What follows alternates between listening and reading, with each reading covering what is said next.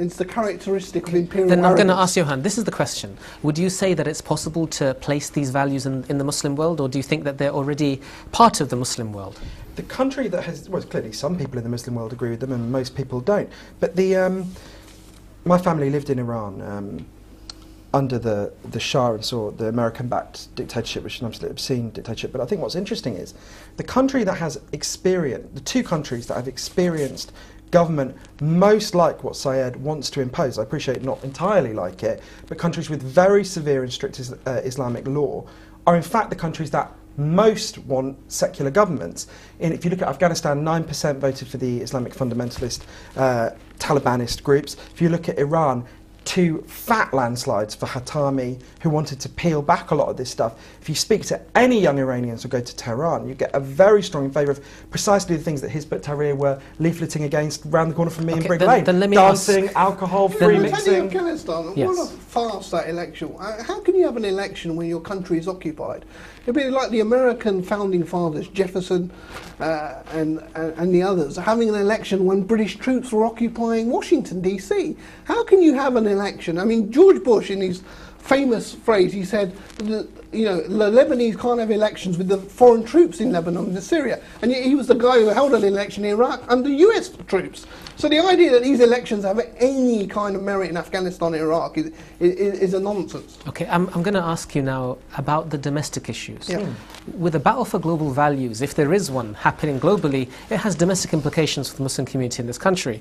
And I've got to ask you, the alleged plot to kidnap and behead a British Muslim soldier, wouldn't that appear to give credence to Blair's arguments? Johann? I don't think we should comment on this yet because we just don't know enough. We've had, reports of people being arrested for something. We find out 3 months later that it wasn't what it seemed. While there are certainly people in Britain, I'm afraid, who are prepared to commit terrible and violent acts against British civilians, as we saw on 7/7.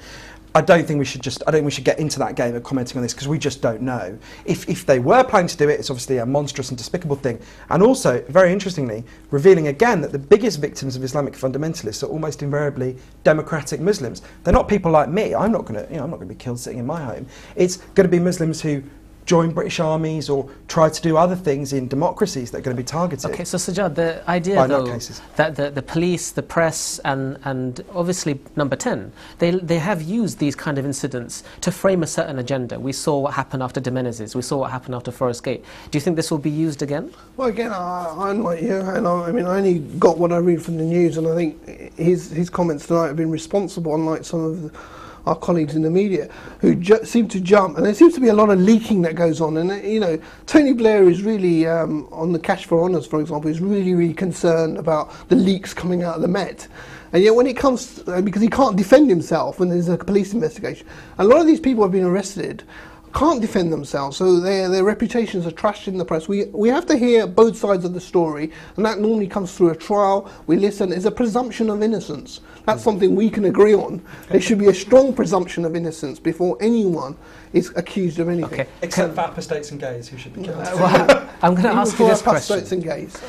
Policy Exchange, a centre-right think tank, has said that younger Muslims are more supportive of Sharia law, Islamic schools, hijab, and they're talking about British Muslims. They're saying they have more affinity with Muslims abroad than they do at home. Is this indicative of a problem in the UK, Johann?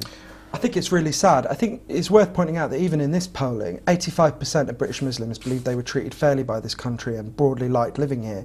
And I think that's important. That's living in a liberal democracy. So I think that is a really important point to make. And while there were very worrying things, there was, for example, a poll before this that indicated that 37% of young British Muslims between the age of 18 and 30 believe that British Jews are a legitimate target. I find that a very frightening piece of racism, in the same way that I'd be horrified if I found out that 37% of white people believe black people were a legitimate target. I find that really upsetting and disturbing. I think part of the problem is that we have not. I think partly is this programme of kind of false respect that we call multiculturalism. I'm very much in favour of immigration. I'm the child of an immigrant myself. But I think we've tied up multiculturalism with so many other things. You can be very much in favour of immigration without being in favour of multiculturalism, as I am. Multiculturalism leads us to have a kind of fake respect. Now, we don't agree, but multiculturalism would suggest that I should kind of treat you as almost as an excitable child. So I shouldn't say where we disagree because you will go mad and try to kill me. Now, I don't think that's the case. I don't think that's helpful. I believe we should treat all Muslims as the free citizens of democracy. If they believe in violence, we should condemn them just as much as I would criticise a Muslim or a Jew who believed in violence. I'll bring Sajjad in here. Multiculturalism. Yeah, the problem is with multiculturalism is it becomes monoculturalism, i.e. this idea that we should force everyone to adopt the same values. Now, I'm for more than happy for an exchange of debate, but don't.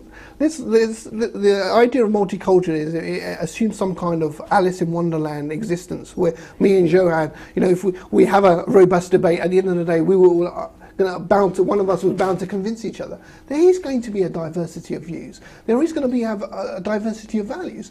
We are going to have some shared aspirations. John F. Kennedy said, we all inhabit the same planet, we all cherish our children's future, we all breathe the same air. There are some shared aspirations. But multiculturalism assumes that everyone's going to agree on the values, on the political systems, on the sources of legislation. We have 30 seconds left, yeah? So I'll let Johann here. Multiculturalism. The real danger of multiculturalism is that it treats as well elderly reactionary mullahs with very right-wing agendas as representative of Muslims who really don't agree. And I'll let Sajjad in here because we've got very little time left. There are other values in that Islam will also present the issue of honour, of respect, of faith, of a general view towards family and parents, which thank you so much, Sajjad. I'd like to thank you so much for coming on the show, and I'd like to welcome you back next week.